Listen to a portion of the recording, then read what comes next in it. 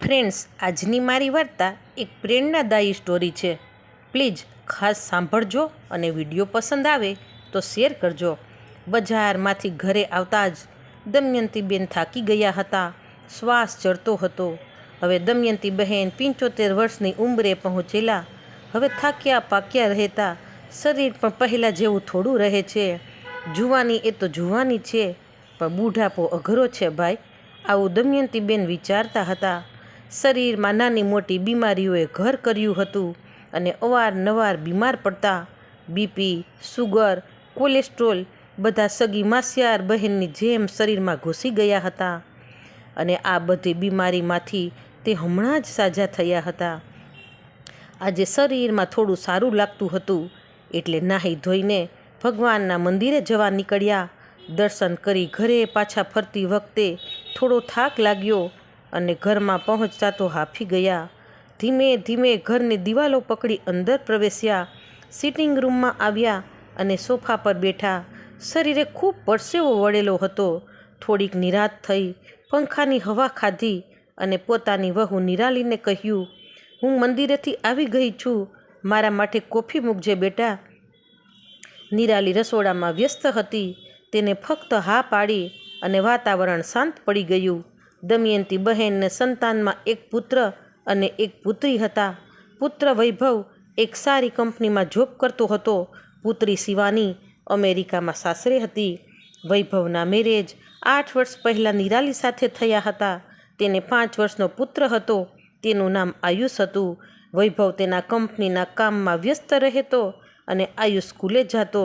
એટલે ઘરમાં સાસુ વહુનો સથવારો. નિરાલી ઓછા બોલી અને શાંત હતી અને સાથે સાથે તે એકાઉન્ટન્ટનું કામ પણ કરતી. પણ ઘરકામ, સાસુને સાચવવા અને પછી જે ટાઈમ વધે તેનો તે સદુપયોગ કરતી અને પતિને આર્થિક રીતે મદદ કરતી. વધારે સમય નિરાલી કામમાં વ્યસ્ત રહેતી એટલે ઘરમાં શાંતિ છવાઈ જતી. કારણ વગરની નિરાલી ગપસપ કરતી નહીં. થોડી વારમાં નિરાલી કોફી લઈને આવી. દમયંતી બહેને કોફી પીવાનું શરૂ કર્યું અને ફરી નિરાલી ઠાલો કપ લઈ રસોડામાં કામકાજમાં વ્યસ્ત થઈ ગઈ. તેટલામાં દમયંતી બહેન ઊભા થઈ ખાનું ખોલ્યું તો તેમાં એક ફોર્મ હતું અને તે વિચારમાં પડી ગયા કે આ શેનું ફોર્મ? વૃદ્ધાશ્રમનું ફોર્મ હતું. દમયંતી બહેનના હૃદયમાં એક ધ્રાસકો પડી ગયો કે અરર, હું એક નિવૃત્ત રિટાયર્ડ શિક્ષક અને મારા દીકરા અને વહુ મને વૃદ્ધાશ્રમમાં મોકલશે? શું ઘરમાં મારી જગ્યા નથી? શરીરમાં બળતરા ઉપડી. શ્વાસ ફરી ચડવા લાગ્યો. થયું કે અત્યારે જ નિરાલીને પૂછી લઉં, પણ થયું કે શાંતિ રાખું. આ ફેડું જે હશે તે વાતું ગાતું માંડવે આવશે. ફરી પોતે ન જાણતા હોય તેમ ફોર્મ ત્યાંનું ત્યાં રાખી દીધું અને રસોડા તરફ વળ્યા તો નિરાલી ફોનમાં વાત કરતી હતી. તે શબ્દો દમયંતી બેનના કાને પડ્યા. હવે તમને ક્યારે રજા મળશે? આજે જ રજા આપે તો લઈ લો ને. આપણે જમીને વૃદ્ધાશ્રમમાં જતા આવીએ અને બધું આજે જ ક્લિયર કરી નાખીએ. બસ આ શબ્દો દમયંતી બેનને ઊંડે સુધી હૃદયમાં ચિરાઈ ગયા. કાળજું કંપાઈ ગયું કે અરર, હું કમાઉં છું, મારું પેન્શન આવે છે, મારા પતિ હયાત નથી તો મારી આ દશા. વહુ તો પારકી જાણી છે, પણ મારો પુત્ર પણ આવું ઈચ્છે છે. અને અંદર એક ઊંડો નિસાસો નાખ્યો. પછી ધીમેથી પોતાના રૂમમાં જઈને સૂઈ ગયા. આજે સૂતા સૂતા આંખમાંથી અશ્રુની ધાર વહેતી જતી હતી. તેની નજર આજ આકાશ તરફ હતી ને તેના પતિને મનોમન યાદ કરતા હતા કે તમે આ દુનિયા છોડીને ગયા ત્યારે મને પણ સાથે કેમ ના લઈ ગયા. મન આકુળ વ્યાકુળ થતાં પલંગ પર પડી રહ્યા.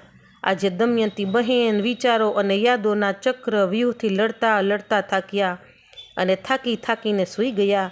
ત્યાં તો દીકરો પણ આવ્યો કે કેમ મમ્મી સૂઈ ગયા? નિરાલી બાજુમાં આવીને બોલી, મમ્મી ચાલો જમવા. દમયંતીબેન બોલ્યા કે મને ભૂખ નથી, તમે જમી લ્યો. નિરાલીએ ખૂબ આગ્રહ કર્યો પણ તેઓ માનતા નહોતા. ત્યાં વૈભવ રૂમમાં આવ્યો અને પ્યારથી તેની મમ્મી સામે ગીત ગાવા લાગ્યો. તેની મમ્મીને ઊભી કરી કે મમ્મી ભૂખ્યા ન સુવાય અને ફોસલાવી પટાવી ડાઇનિંગ ટેબલની ખુરશીમાં બેસાડી દીધા અને જમતા જમતા વાતો કરાવતો હતો. દમયંતીબેનને મનમાં ફાળ હતી કે કદાચ આ ઘરમાં મારું છેલ્લું ભોજન હશે. બંને પતિ પત્ની ફટાફટ જમીને તૈયાર થઈ બહાર જવા નીકળ્યા. આજે દમયંતી બહેનને એક એક કોળિયો ગળે ડૂસાતો હતો. મમ્મી, અમે બહાર જઈએ છીએ. આયુષ આવે તો મમ્મી તેને નાસ્તો કરાવી દેજો. આટલું બોલી નિરાલી ઘરની બહાર નીકળી ગઈ. દમયંતી બહેન આ બધું જ જોઈ રહ્યા કે અરરર, હું નિરાલીને ન ઓળખી શકી. ક્યારેય મારી સામે બોલી નથી, પણ ખરેખર નિરાલી કપટી નીકળી. નિરાલી આવું વર્તન કરશે મારી સાથે, અને એ પાછી મીઠી છરી વડે.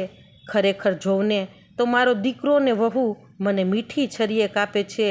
ઠીક જેવી ભગવાનની ઈચ્છા કરી ફરી ફળિયાના હિંચકા પર ગોઠવાઈ ગયા.